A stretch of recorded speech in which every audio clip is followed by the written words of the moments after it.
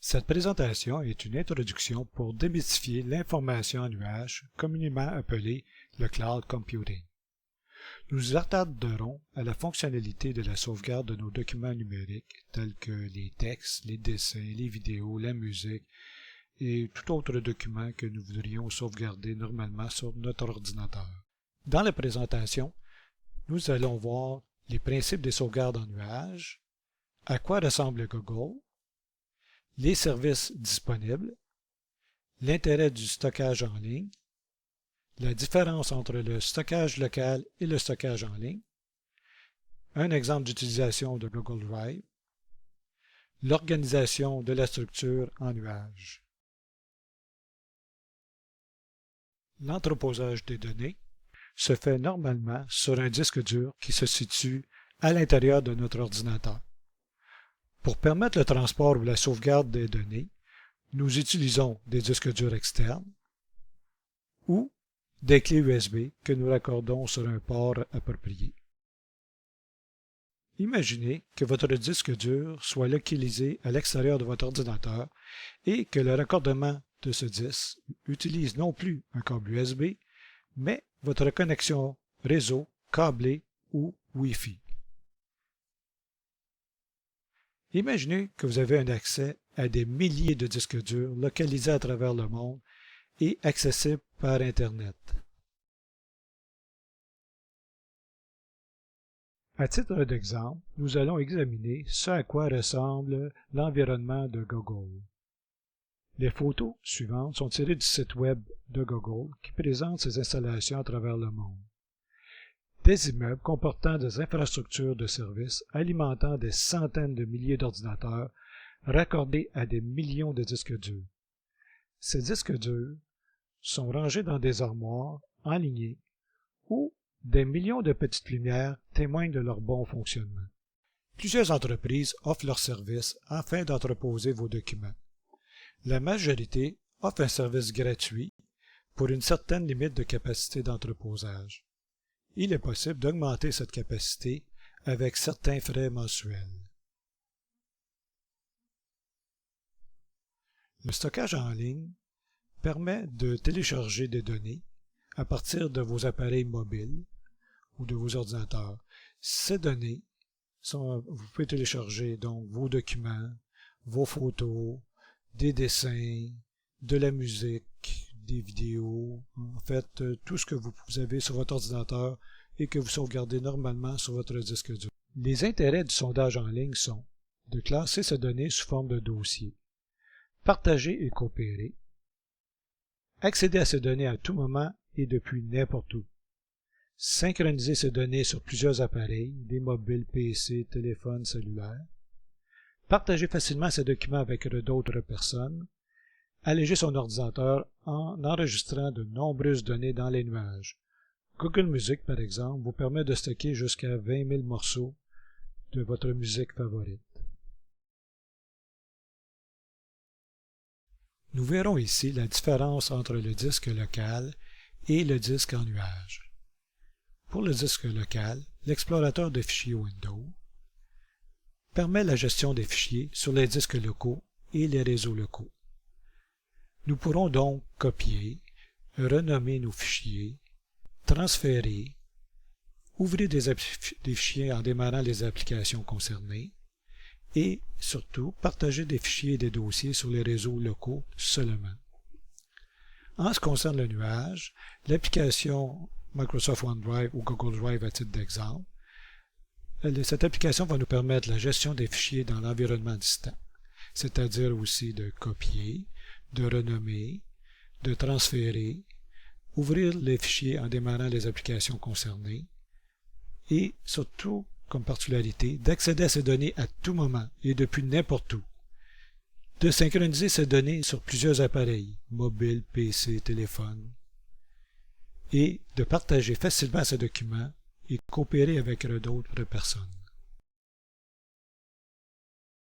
Lorsque vous souhaitez accéder à vos documents de votre disque dur local dans l'environnement Windows, vous ouvrez l'application Explorateur de fichiers Windows. Vous y retrouverez un environnement comportant des menus pour l'utilisation de l'environnement, exemple type d'affichage, copier, déplacer ou supprimer, visualiser les caractéristiques, etc. Une fenêtre de navigation et une fenêtre des dossiers et de documents. Pour les options de menu, en cliquant avec le bouton droit de votre souris, un menu contextuel apparaîtra pour vous permettre d'exécuter des fonctions variées avec vos fichiers.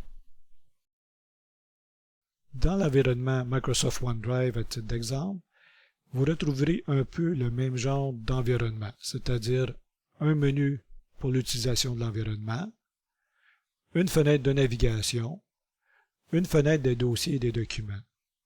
Tout comme l'explorateur de fichiers Windows, en cliquant sur le bouton droit de votre souris, un menu contextuel apparaîtra pour vous permettre d'exécuter des fonctions variées avec vos fichiers. Ici, dans l'exemple de Google Drive, vous y trouverez un environnement aussi similaire, qui comporte aussi les menus pour l'utilisation, votre fenêtre de navigation, la fenêtre des dossiers et des documents, et, naturellement, le bouton droit de la souris, un menu contextuel apparaîtra pour vous permettre aussi d'exécuter des fonctions variées avec vos fichiers. Nous verrons ici un exemple d'application à partir de Google Drive.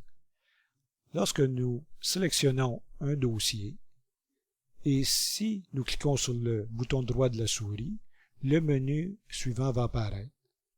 En cliquant sur Partager, nous pourrons partager les documents spécifiques à ce dossier avec des personnes spécifiques, c'est-à-dire dûment nommées.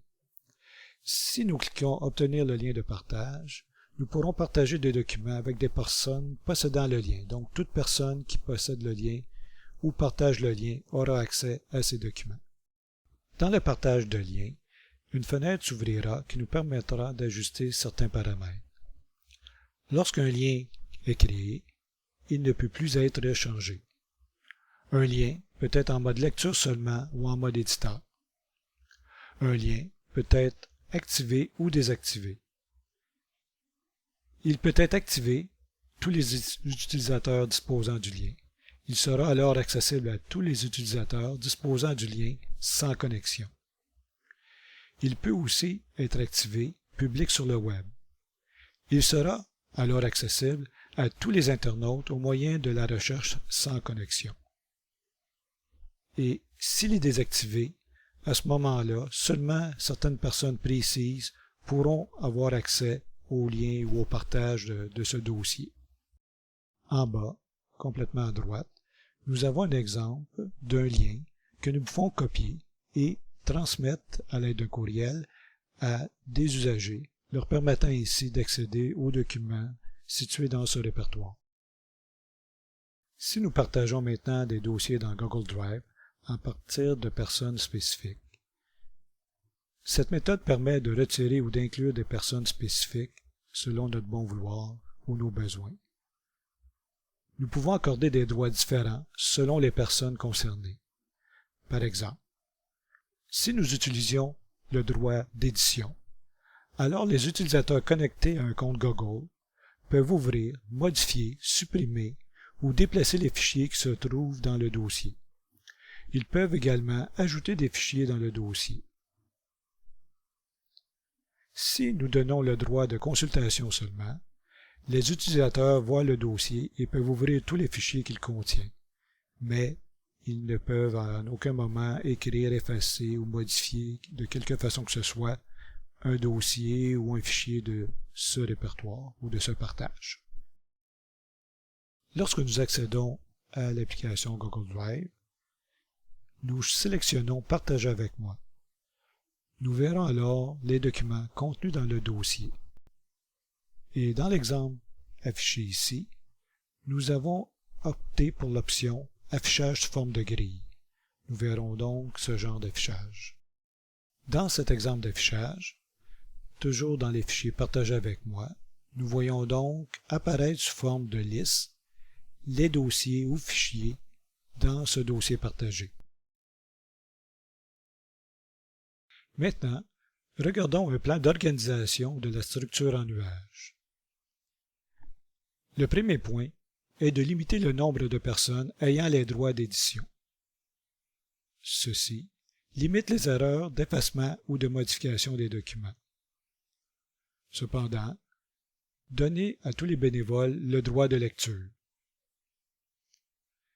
Créez par la suite un dossier commun. Dans ce dossier, tous les bénévoles auront un droit d'édition. Permettre à tous les bénévoles de déposer des documents et créer un espace de travail collaboratif. Finalement, dans l'ordre des choses, permettre le transfert du dossier commun vers le dossier d'archivage lorsque les modifications seront complétées. Le dossier d'archivage étant naturellement le dossier comportant un nombre limité de personnes ayant les droits d'édition. Votre environnement ressemblera-t-il à cela?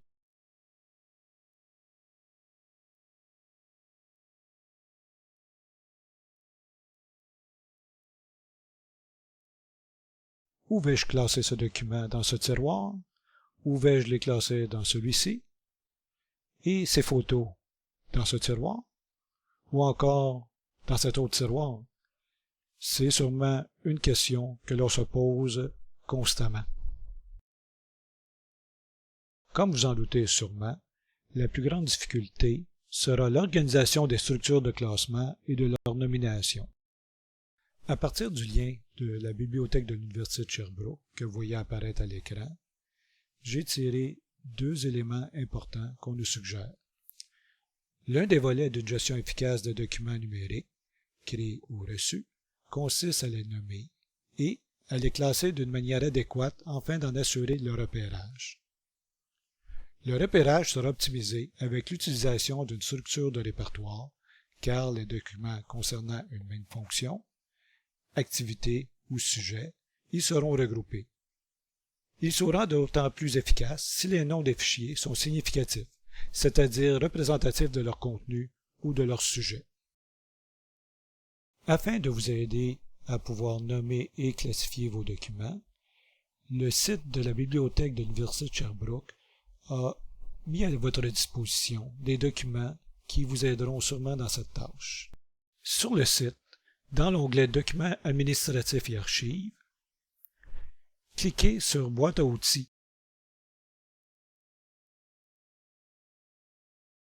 Sélectionnez à gauche l'option Nommage de fichiers numériques et abréviations. Choisissez Explorer les documents mis à votre disposition par les spécialistes de la bibliothèque de l'Université de Sherbrooke. Vous avez donc plusieurs documents que vous pouvez télécharger et à vous de les explorer. Cette petite vidéo se voulait donc une aide pour tous les bénévoles de l'Université du troisième âge pour l'Université de Sherbrooke. J'espère que cette présentation vous a permis de démystifier l'approche de sauvegarde en nuage. Pour les détails des procédures d'utilisation spécifiques des environnements, consultez mes autres vidéos. Merci beaucoup et passez une belle journée.